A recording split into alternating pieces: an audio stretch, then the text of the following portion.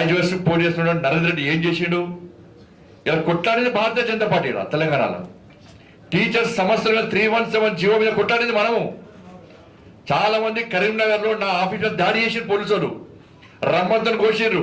Fire engine ఇట్లా Windows ఉంటే Windows లోకి వెళ్ళి ఫైర్ ఇంజన్ ప్రెషర్ ఎట్టుంటో తెలుసు కదా, ఆ ఫైర్ ఇంజన్ ప్రెషర్ తో కొడితే కార్యకర్తలపై గోడ తలిగిన ఇట్లా 4 భారతీయ జనతా పార్టీ మహిళా కార్యకర్తలు కాళ్ళు విరిగినాయి.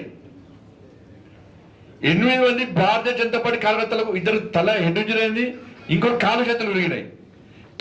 గ్లాసులు అత్తలు వాళ్ళకి కింద సెప్టిక్ అయ్యి 1 రోజుల పాటు 2 నెలల పాటు బెడ్ రెస్ట్ తీసుకుంటారు కార్యకర్తలు.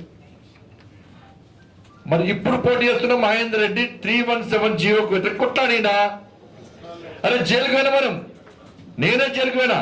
నాతో పాటు 18 మంది కార్యకర్తలు భారతీయ జనతా పార్టీ కార్యకర్తలు 317 జీవోకు వ్యతిరేకంగా కొట్టాలని జైలుకు పోయినా మనం. బండి సంజయ్ ఆఫీసు జేసీపీతో కూలగొట్టావా అని చెప్పి సిపికి కేసీఆర్ రాత్రి 2 గంటల ఫోన్ చేసి వార్నింగ్ ఇచ్చాడు. భారతీయ జనతా పార్టీ కార్యకర్తలు లాఠీ చార్జ్ చేయండి, కాళ్ళు చేతులు ఎవ్వరు బయటికి రావద్దు, పోలీసులకు దమ్మెంతో చూపెట్టాలని చెప్పి కేటీఆర్ వార్నింగ్ ఇచ్చింది పోలీసులకు. అట్లా కొట్టిరు భారతీయ జనతా పార్టీ కార్యకర్తలను.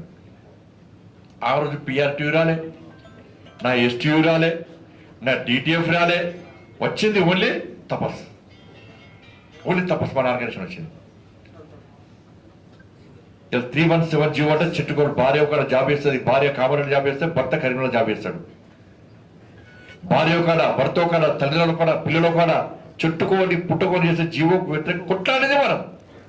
తెలంగాణ రాష్ట్ర వ్యాప్తంగా అన్ని మండల కేంద్రాల్లో దిష్టిబోలు కాలబెట్టి కేసీఆర్ దిష్టిబోలు కాలబెట్టి ఉద్యమం చేసి కేసీఆర్ స్పందించే విధంగా చేసింది భారతీయ జనతా పార్టీ.